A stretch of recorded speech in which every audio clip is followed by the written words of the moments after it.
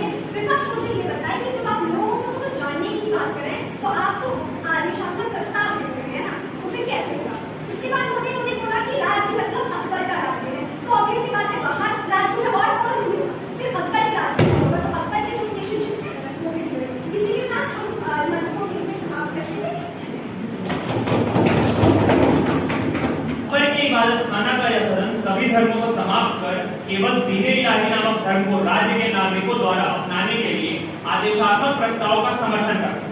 ये पुरजोर पक्ष में मैं अपना उत्तर शुरू करना चाहूंगा। तो महोदय, हमारा विपक्ष आता है और कहता है कि सभी धर्म के अलग अलग आदर्श होते हैं और आदेश का मतलब समर्थन ये इसलिए नहीं देते हैं कि हिंदू मुस्लिम सब अलग अलग धर्म है, उनके अलग अलग आदर्श हैं, तो उनके में आपस में कट्टरता आती है। ये कुछ मान के जाते हैं कि समाज में कुछ ऐसे, हर धर्म में कुछ ऐसे लोग हैं जो कट्टर हैं, जो इस हमारे दीन-ए इलाही के प्रस्ताव का समर्थन नहीं करेंगे, जिससे दंगे भड़क सकते हैं। तो महोदय, हमारे पक्ष के नेता भी यही कहते जाते हैं कि समाज में जो अलग अलग धर्म है, उन सारे अलग अलग धर्मों में कुछ ऐसे कट्टर लोग हो गए हैं जो धर्म के नाम पे दंगे भड़का रहे हैं। तो हम ये दीन-ए इलाही नया धर्म लाने का हमारा कॉन्सेप्ट यही है कि समाज में धर्मों में जो कट्टरता है, उस कट्टरता को समाप्त की जाए, क्योंकि दीन-ए इलाही में सभी धर्मों के इबादत खाना ये जो इबादत खाना में सदन में बैठ के डिबेट कर रहे हैं, इस इबादत खाना में अकबर के साथ साथ सभी धर्मों के मुख्य जो उसके धर्मावलंबी हैं वो उसमें बैठे हुए हैं, जो उस धर्म के ज्ञानी लोग हैं वो बैठे हुए हैं। वो इस इबादत खाना में बैठकर ये डिसाइड हुआ है कि कौन कौन से धर्म में कौन कौन सी अच्छी चीजें हैं, उन अच्छी अच्छी चीजों को लेकर इस दीन-ए इलाही धर्म में सम्मिलित किया गया है, और जो गलत चीजें, जो रूढ़ियां हो गई, जो समय के साथ उन धर्मों में रूढ़ियां व्याप्त हो गई हैं, उन्हें छोड़ दिया गया है। महोदय, उसके बाद ये कहते हैं कि राज्य में स्थिरता कैसे होगी, ये पूछते हैं। तो महोदय, हम बताना चाहेंगे जब पूरी जनता का एक समान धर्म होगा तो उनके बीच जो आपसी मतभेद धर्म के आधार पर होते हैं, जो ये खुद एक्सेप्ट करके जा रहे हैं कि हर धर्म में कुछ कट्टर लोग हो गए जो आपसी मतभेद धर्म के नाम पर करते हैं, तो जब वो समान धर्म हो जाएगा तो वो जो आपसी मतभेद जनता में होते हैं, आपसी मतभेद समाप्त हो जाएंगे, जिससे जनता में स्थिरता आएगी, उस जनता में संतुष्टता आएगी। तो इससे, और हम राजा, एक अकबर का एक राजा होने के नाते ये धर्म है कि जनता में स्थिरता है, जनता में संतुष्टता है, इससे राज्य में भी इस कट्टरता नहीं होगी, राज्य में भी स्थिरता आएगी। महोदय, उसके बाद ये कहते हैं कि लोग जानेंगे कैसे, लोग इसको एक्सेप्ट कैसे कर पाएंगे। तो महोदय, जो इबादत खाना है, इसमें सारे धर्म के प्रतिनिधि बैठे हुए हैं, वो धर्म के प्रतिनिधि उन लोगों के भी तो प्रतिनिधि हैं, लोगों ने भी उन्हें अपना प्रतिनिधि माना है, और जब उन सारे प्रतिनिधियों ने एक साथ मिलकर ये डिसाइड किया है कौन सी अच्छी चीजें दीन-ए इलाही धर्म में लेनी चाहिए, तो लोग को जब वो जाकर उनके प्रतिनिधि जाकर उन लोगों को इस बारे में बताएंगे कि हाँ, हमने सबने एक साथ बैठकर डिसाइड किया है, ये अच्छी चीजें हैं, तो फिर उन लोगों को इस आशीर्वाद प्रस्ताव से क्यों समस्या होगी। महोदय, उसके बाद ये कहते हैं कि सभी धर्म को फॉलो करने की छूट दीजिए। महोदय, हमने जैसे कि हमारे पक्ष के नेता बता गए आज तक समाज में सभी धर्मों को फॉलो करने की छूट दी, जिससे सभी लोग अलग अलग धर्म में बैठे हुए थे और धर्म में कट्टरता थी। जैसे कि अकबर के सदन में, अकबर के इबादत खाने के सदन बैठे, हम जानते हैं कि अकबर से पहले मुगल राज्य में धर्म के आधार पर टैक्स लिए जाते थे। वो क्यों लिए जाते थे? तो जो मुस्लिम मौलाना थे, उनका यह मानना था कि मुस्लिमों के अलावा बाकी जो धर्म वाले हैं उनसे हमें एक्स्ट्रा टैक्स लेने चाहिए। लेकिन अकबर जो कि उदारवादी राजा है, अकबर इसके विरोध में था। अकबर चाहता है सबको समानता के स्तर पर रखना, सबको समानता के स्तर पर रखने के लिए, इसीलिए तो उस धर्म के आधार पर जो भेदभाव उसके समाज में हो रहा है, उसकी जनता के जो धर्म के आधार पर जो भेदभाव हो रहा है, उसे समाप्त करने के लिए इसको दीन-ए इलाही बनाया गया है।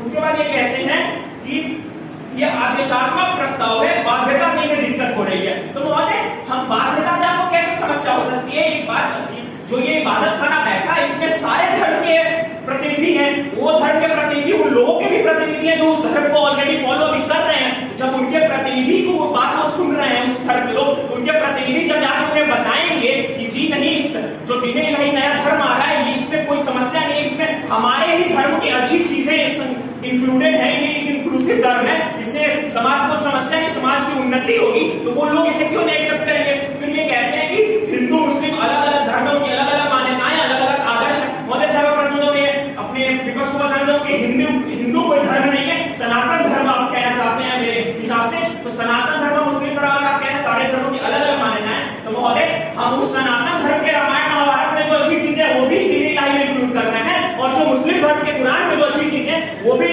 इसमें दीन-ए इलाही के कॉन्सेप्ट में इंक्लूड कर रहे हैं। हाँ, ये सर्वव्यापक बात है कि समय के साथ हर धर्म में कुछ ना कुछ रूढ़ियां व्याप्त हो जाती है, जो पहले के समय में अच्छी नहीं होगी, लेकिन आज के समय में वो रूढ़ियां बन चुकी है समाज के लिए, इस समय के अनुसार वो खतरा बन चुकी है। तो हम उन रूढ़ियों को छोड़कर दीन-ए इलाही के कॉन्सेप्ट में, दीन-ए इलाही के धर्म में, हम वो जो रूढ़ियां आ गई हैं हर धर्म में, उसे अस्वीकार करते हुए जो अच्छी चीजें हैं, जो समाज को उन्नति की ओर लेके जाएंगी, हम उसे एक्सेप्ट कर देंगे। फिर महोदय, जैसा कि हमारे पक्ष के नेता बता कर गए हैं कि एक नए धर्म बनाने के हमारे क्या क्या फायदे होंगे महोदय, तो जैसे कि वो बता के राजनीतिक फायदे हैं, सामाजिक फायदे हैं, आर्थिक फायदे। हम अकबर के इबादत खाना के सदन बैठे हैं, अकबर के साम्राज्य को भी इससे फायदा है। तो बाहर ये संभव है कि बाहरी आक्रमणकारी समाज को बांटकर उसका फायदा उठाकर साम्राज्य को खतरा पहुंचा सकते हैं, और अगर साम्राज्य को खतरा पहुंचा सकते हैं तो उससे इस साम्राज्य की प्रजा का भी शोषण हो सकता है, प्रजा का भी खतरा पहुंचेगा। तो मतलब एक राजा होने के नाते अकबर का ये दायित्व बनता है कि वो अपनी प्रजा के हित के बारे में सोचे। उसके बाद ये कहते हैं कि कुछ लोग ये कहते हैं, इनका मेन आर्गुमेंट यही रहता है कि हम आदेश को दे रहे हैं, आपके आदेश से ये प्रॉब्लम है क्योंकि इससे बाध्य किया जा रहा है, तो हम इसे बाध्य नहीं कर रहे हैं। आप साम्राज्य विस्तार को प्राथमिकता दे रहे हैं, ये इबादत खाना धर्म के लिए बनाए महोदय। यहाँ साम्राज्य विस्तार के बाद आप कहते हैं कि राजपूत कट्टर हिंदू होते हैं, वो आपका समर्थन नहीं करेंगे दिन रात महोदय। तो महोदय यहाँ पे हम डिप्लोमेसी बात करने के लिए इबादत खाना का सदन नहीं बना। इबादत खाना जैसे हमारे पक्ष के नेता डेफिनेशन बता रहे हैं कि इबादत खाना क्या है। इबादत खाना में अकबर सारे धर्मों के धर्मावलंबियों के साथ बैठकर धर्मों के बारे में, धर्म में क्या बेटर किया जा सकता है, धर्म में क्या रूढ़ियां आ रही है, उस पर डिस्कशन होता है। उसको धर्म को बेटर कैसे किया जाता है समाज के लिए, उस पर डिस्कशन होता है महोदय। तो हम यहाँ पे धर्म के बारे में बात करने बैठे, ना कि विस्तार वाली नीतियों के बारे में महोदय। और यदि विस्तार की नीति में इनके बात भी करते हैं तो जो हमारा कॉन्सेप्ट है दीन इलाही को पूरे साम्राज्य में फैलाना, उसमें जो राजपूत आएंगे वो भी दीन इलाही के कॉन्सेप्ट में साथ देंगे, वो भी दीन इलाही का एक्सेप्ट करेंगे, क्योंकि उन्हें भी दिख रहा है कि जो उनके हिंदू धर्म की अच्छी चीजें हैं वो उस दीन इलाही में भी इंक्लूडेड है। जब उनके धर्म की अच्छी चीजें भी उस धर्म में इंक्लूडेड है तो वो इसका विरोध क्यों नहीं करेंगे महोदय, वो भी इस धर्म को एक्सेप्ट करेंगे। और इससे होगा क्या कि जो मौलवी और जो पंडित ये लोग अपने धर्म की कट्टरता फैलाने के लिए कुछ जो चुनिंदा, तो ये भी एक्सेप्ट कर रहे हैं कि हर धर्म में कुछ चुनिंदा लोग हैं जो कट्टरता फैला रहे हैं धर्म के नाम पे, तो उनका ये जो आडंबर का बिजनेस चल रहा है ये बंद हो जाएगा। जब पूरे धर्म में, पूरे समाज में एक समान धर्म हो जाएगा, एक समान धर्म हो जाएगा, तो फिर ये जो धर्म के नाम पे मतभेद चल रहा है अकबर के साम्राज्य में, ये खत्म हो जाएगा, जो कि अकबर का अंतिम लक्ष्य है। विषय के दो विपक्ष विचार रखते हुए यहाँ पर मेरे प्रतिपक्षों कुछ शब्दों से खिलवाड़ कर रहा है। कट्टरता, भेदभाव, मतभेद और घोषणा, चारों अलग अलग चीजें। कट्टरता क्या होती है? कट्टरता का मतलब ये समझ, कट्टरता का मतलब है कि एक इंसान अपने धर्म को पुरजोर तरीके से मान रहा है, वो उसकी कट्टरता है। हम जो यहाँ पे खुद मानते हैं कि हम अलग अलग धर्मों को मानने वाले लोग हैं, हम अपने आप में अपने धर्म को कट्टरता से मानते हैं। तो महोदय इसके बाद भेदभाव की जो बात आती है वो सत्ता कर रही है। चुनाव ने जो कर लगाया वो कर जो है अपने आप में भेदभाव था, और ये भेदभाव अकबर ने नहीं माना, भेदभाव जो है वो अकबर ने हटा दिया। यहाँ पर दूसरी बात ये कहते हैं कि जो मतभेद वास्तव में होंगे, क्योंकि जो धर्म में नेता ने बताया कि धर्म जो नियम कानून की एक श्रृंखला है, और जो आपस में सनातन धर्म है, जो मुस्लिम धर्म है, अपने आप में कई सारे स्टेटमेंट, कई सारे नियम कायदे उल्टे होते हैं, आपस में कॉन्ट्रडिक्शन होते हैं, तो मतभेद होगा ही। और दूसरी बात ये कहते हैं थोपना लगता है, थोपना जो होगा तो वो हमेशा गलत होगा। कट्टरता जब थोपने की तरफ जाएगी तब वो हमेशा अन्याय की ओर जाएगी और गलत कार्य करेगी। जहाँ पर समझने की प्रयास नहीं करते, ये कहते हैं कि हम लोग ये खुद माने जाते हैं अलग अलग धर्म को मानने वाले लोग हैं, और अब ये कह रहे हैं कि हमारा उद्देश्य है कि पूरे भारत में हम दीन इलाही का प्रचार प्रसार करें। तो महोदय ये कह रहे हैं कि हम लोग जो है अलग अलग धर्म के लोगों को मानने वाले, और ये कह रहे हैं कि समाज में लोग अपने धर्म को कट्टरता से मान रहे हैं, तो मतलब हम भी अपने धर्म को कट्टरता से मान रहे हैं। और जब हम यदि अपने धर्म के नियमों को कट्टरता से मान रहे हैं तो हम कैसे अपने धर्म के नियमों को छोड़ने की बात कर सकते हैं? ये रूढ़ियों की बात करें, अंधविश्वासों की बात करें, मगर हम अपने धर्म को मानते हैं, हम हमारे लिए विश्वास, हमारे अच्छे जीवन जीने का एक मूल्य है, तो हम उसको कैसे अंधविश्वास और कैसे रूढ़ी कहते हैं? और जो दीन इलाही वो अकबर ने बनाया, वो अच्छा बुरा नहीं कह रहे कि हमने अच्छाइयाँ ले ली, बुराइयाँ ले ली, वो अकबर ने अपने विवेक के अनुसार, वो अकबर ने विवेक के अनुसार ली है। तो हम लोग अपना विवेक, अपने धर्म का विवेक लेकर चल रहे हैं, तो हम लोग कैसे उसका समर्थन कर सकते हैं, ये बताना नहीं चाहते। उसके बाद यहाँ पे कहना चाहते हैं कि हम लोग कहते हैं कि मतभेद जो है वो जब एक धर्म का मतभेद समाप्त हो जाएगा और स्थिरता होगी, समझने की बात है कि लोग आपकी बात को मानेंगे। ये कह रहे हैं कि हम बाध्यता नहीं करेंगे, तो जब बाध्यता नहीं होगी तो फिर एक धर्म कैसे आएगा? और एक धर्म नहीं आएगा तो फिर मतभेद कैसे? एक धर्म आएगा तो मतभेद समाप्त हो जाएंगे, लेकिन वो एक धर्म आएगा कैसे?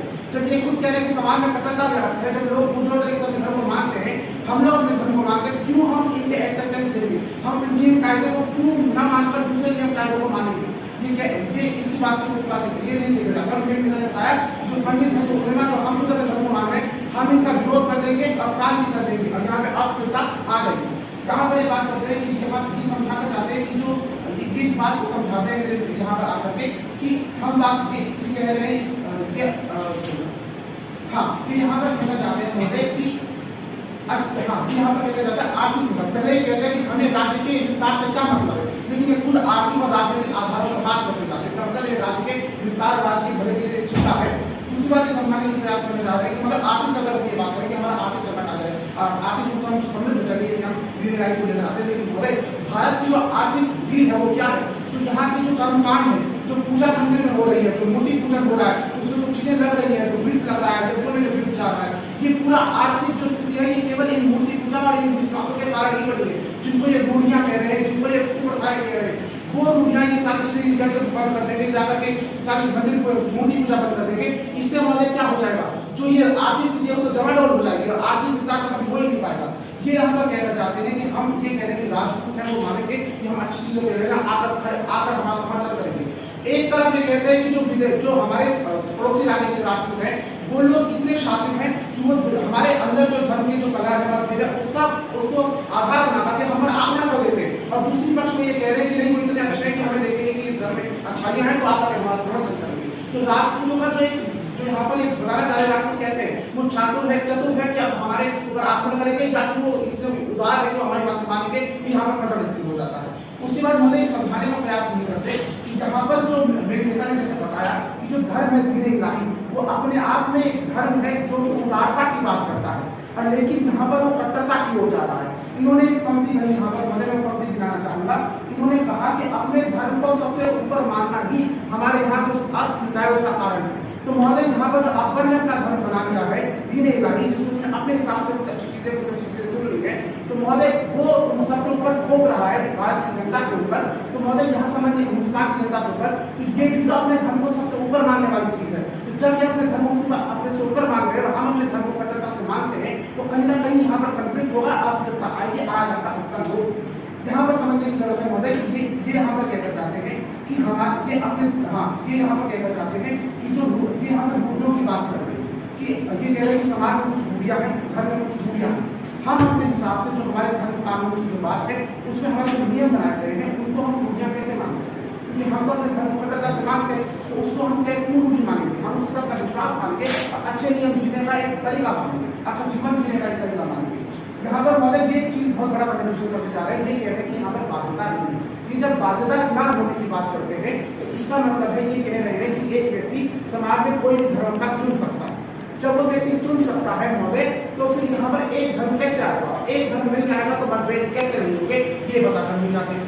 दूसरी चीज महोदय जो धीरे लाइन धर्म है हम इसके विरोध में नहीं, जैसे कह रहे हैं कि जो हम लोग हैं वो खुद जाकर लोगों को समझाएंगे कि धीरे लाइन इतना अच्छा धर्म है, पहले तो हम जो खुद अभी धीरे लाइन को नहीं मान रहे वो पूजा कर पसंद करेंगे, ये नहीं बताना चाहते। लेकिन यदि समझाए कि बात भी करें तो अकबर को जब धर्म को करना ही है तो जाकर के जनता में अपनी बात रखें, विस्तार की बात करें, तभी तो लोग मानेंगे। यदि मानेंगे तो अच्छी बात है, आज नहीं मान रहे तभी तो कुछ लोग इसके अपनी आगे। उसके बाद मुझे सबसे बड़ा बिंदु समझ में जा रहा है अकबर आज अपनी छवि के लिए बहुत उदाहरण छवि के बहुत जाना जाता है। अगर वो कट्टरता से एक धर्म को मानने की बात पर अड़े हो जाएगा तो वो छवि बर्खास्त होकर समाज में उसकी जो उसे मतलब जो समाज में स्वीकारता है वो खत्म हो जाएगी। इसलिए हम इसका समर्थन नहीं कर सकते। यहाँ पे बता दिया है कि हमारा जो एंड गोल है वो सत्ता के विस्तार के साथ साथ यहाँ पर सत्ता के विस्तार के साथ साथ जो अकबर है उसकी चीजों को भी संरक्षित करने की बात है। यहाँ पर महोदय जब हम अगर आप देखिए आज हम भारतीयों के साथ संधि कर रहे हैं तो वो हमारे साथ मिल क्यों रहे हैं? क्योंकि अकबर एक उदारवादी रवैया अपना रहा है। अगर वो अपने देश में कट्टर हो जाए तो कह दे कि धर्म को समाप्त करना मतलब हिंदुओं का धर्म ही समाप्त कर दे, और यहाँ पे तो महोदय जो राजनीतिक जो चाहे मानसिंह जैसे जो नेता है वो हमारा सवाल ही छोड़कर चले जाएंगे। और जो हमारे जैसे आप मान सकते हैं जैसे मारवाड़ के साथ हमारी संज्ञा होंगे वो संज्ञा ही बर्खास्त हो जाएंगे, विस्तार नहीं हो पाएगा महोदय। इसलिए मैं कहना चाहता हूँ कि हमारा जो एंड गोल है इससे अचीव नहीं हो पाएगा। लेकिन जो इनका एंड गोल है कि ये कह रहे हैं कि हम शांति की स्थापना करेंगे, ये मानते हैं कि समाज में कट्टरपंथी लोग हैं और अपने धर्म को मानते हैं, तो भी कैसे क्लैश नहीं होगा ये बताकर नहीं जाते और शांति की स्थापना कैसे होती ये बैठा है पता नहीं चलता। धन्यवाद। 3, 2, 1 सदन की गरिमा को तेरा नमक। जैसा कि सदन पटल पर रखा गया विषय है कि अकबर के इबादत खाना का यह सदस्य सभी धर्मों को समाप्त केवल दीन के इलाही नामक धर्म को राज्य के नागरिकों द्वारा नागरिक आदेशात्मक प्रस्ताव का समर्थन करता है महोदय से पुरजोर पक्ष में। महोदय सब हम जानते हैं कि अकबर कौन है? अकबर मुगल वंश का एक प्रतापी उदारवादी सहिष्णु व्यक्तित्व का शासक है जिसे प्रजा के प्रति उदारवादी नीतियों के लिए जाना जाता है। महोदय इबादत खाना क्या है? यहाँ पर इबादत खाना एक ऐसी सभा है जो अकबर द्वारा ऐसा दरबार है जिसमें अकबर द्वारा भिन्न भिन्न धर्मों के ज्ञानियों मनीषियों को बुलाया जाता है एवं धर्म पर चर्चा की जाती है। धर्म में क्या अच्छा हो सकता है, धर्म से किस तरह से समाज का भला हो सकता है, इस तरह की चर्चा की जाती है। हम लोग यहाँ पर हमें जानने की आवश्यकता है क्योंकि जो धर्म जो कि संस्कृत के 3 धातु से बना है, जिसका अर्थ है धारण करना। अब मतलब धारण किस चीज को करना? धारण और आदर्शों और सिद्धांतों को धारण करना, जो व्यक्ति के व्यक्तित्व को, उसको समाज में सफल सहज जीवन जीने में सहायक होती है महोदय, उसको कहते हैं महोदय धर्म। अब महोदय यहाँ पर राज्य से तात्पर्य है वह भूभाग जहाँ पर अकबर का शासन क्षेत्र था और वहाँ पर जो निवास करने वाले जो व्यक्ति थे उनको राज्य के नागरिक कहा गया है। अब महोदय यहाँ पर हम समझेंगे कि दीन इलाही क्या था।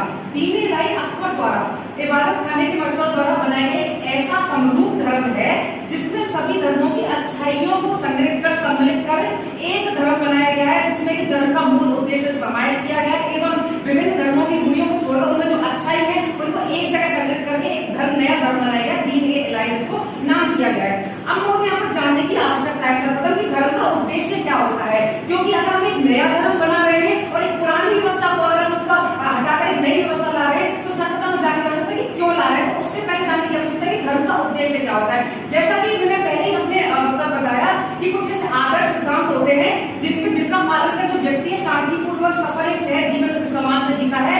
तो जो जिसका जो मूल उद्देश्य होता है धर्म का, वो क्या होता है? शांति हो, समाज में एक आदर्श समाज हो और समाज में जो है सामंजस्य हो, समन्वय की भावना हो। अब महोदय यहाँ पर जो समाज में जो कुछ रूढ़ियां पनपती है समय के साथ, वो क्या होता है, उनसे क्या होता है, धर्म का जो मूल उद्देश्य है वही समाप्त हो जाता है, वही भटक जाता है और इससे क्या होता है कि धर्म का फिर क्षरण होने लगता है। और जो धर्म का क्षय होता है तो समाज में अपराध बढ़ते हैं, समाज में अपराध बढ़ते हैं, अराजकता बढ़ती है। तो समाज में जिस उद्देश्य से धर्म लाया गया है वो उद्देश्य कभी सफल हो ही नहीं सकता है।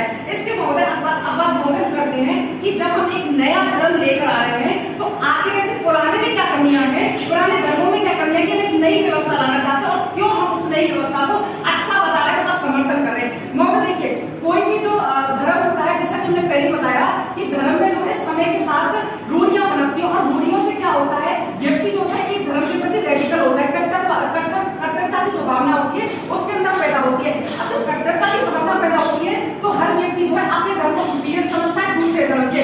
उसका केवल एकमात्र उद्देश्य रहता है कि मेरा धर्म आगे होना चाहिए, मेरा धर्म आगे बढ़ना चाहिए बाकी दूसरे धर्मों से। तो इससे महोदय क्या होता है, जो मूल जो कंसेप्ट जो कोर जो कंसेप्ट होता है धर्म का, उसको व्यक्ति नेग्लेक्ट कर देता है और केवल व्यक्ति अपने उसके धर्म के प्रति जो उसकी कट्टरवादिता है उस पर पूरा फोकस करता है और उसके नुकसान होते हैं, जैसा कि मैंने अपने वक्तव्य में बताया।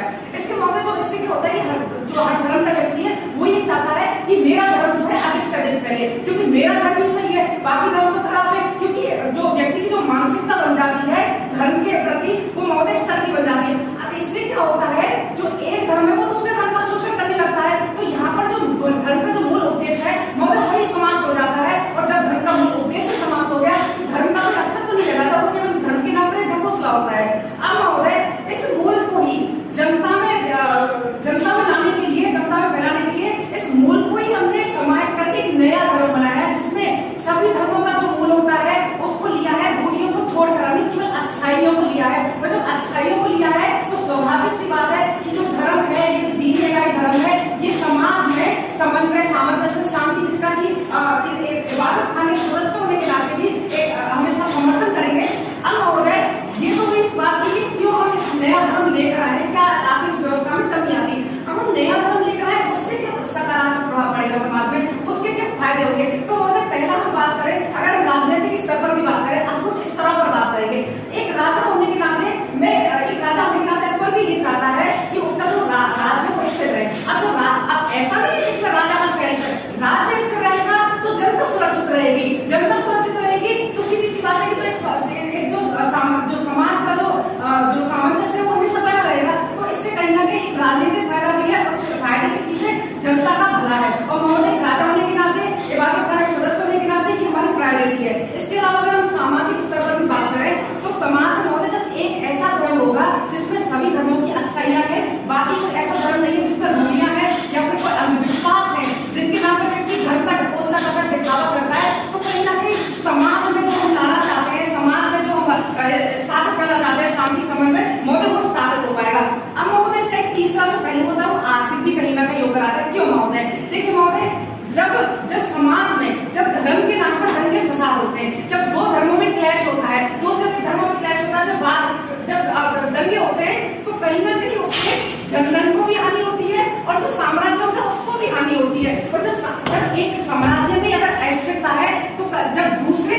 राज्य हैं, दूसरे जो शासक हैं उनको भी इस चीज का फायदा मिलता है कि वो हमारे राज्य पर आकर अटैक कर सके। तो इससे कहीं ना कहीं इससे केवल एक पक्ष नहीं, हर पक्ष को महोदय इसको हानि हो रही है, चाहे वो राजनीतिक पक्ष हो, चाहे वो सामाजिक पक्ष हो, चाहे वो आर्थिक पक्ष हो। तो अगर हम इन सारी चीजों को ध्यान में रखें तो इस समय पर आवश्यकता है कि सभी धर्मों की अच्छाइयों को संग्रहित कर एक धर्म में लाकर उसको राज्य में सभी में लागू किया जाए। अब महोदय यहाँ पर जो है सभी दिख महोदय, जैसा कि मैं बता, अभी लागू कैसे होगा, अभी कुछ अनुयायियों ने इसको अपनाया है, अर्थात इसमें अच्छाइयां हमको पता है। जब सभी लोग इस चीज को जानेंगे, क्योंकि हर व्यक्ति क्या समझ रहा है कि जो धर्म में रूढ़िवादी विश्वास है वो व्यक्ति नहीं समझ पा रहा। अगर व्यक्ति समझ जाए तो उसके आधार पर कट्टरवादी ना बने। व्यक्ति को नहीं समझ आ रहा है इसलिए वो धर्म का जो मूल उद्देश्य है वो उसी को समझता है। लेकिन जब हम बताएंगे, जब हम समाज में इसको बताएंगे कि ये ऐसा धर्म है जिसमें सभी धर्मों की अच्छाई, अब इसमें भेदभाव होने की कोई संभावना नहीं है कि केवल एक धर्म से लिया गया है, दो धर्म नहीं, सभी धर्मों की अच्छाइयां है। तो सभी व्यक्ति अपने आप को रिलेट कर पाएंगे इस चीज से कि हाँ हमारे धर्म की अच्छाइयां और दूसरे धर्म की भी अच्छाइयां है। ये प्रॉपर एक अच्छा धर्म है जिससे समाज में हम स्वीकार करके अपना विकास कर सकते हैं, सामंजस्य स्थापित कर सकते हैं। इसी के साथ मैं अपनी वाणी को विराम देना चाहूंगा। धन्यवाद।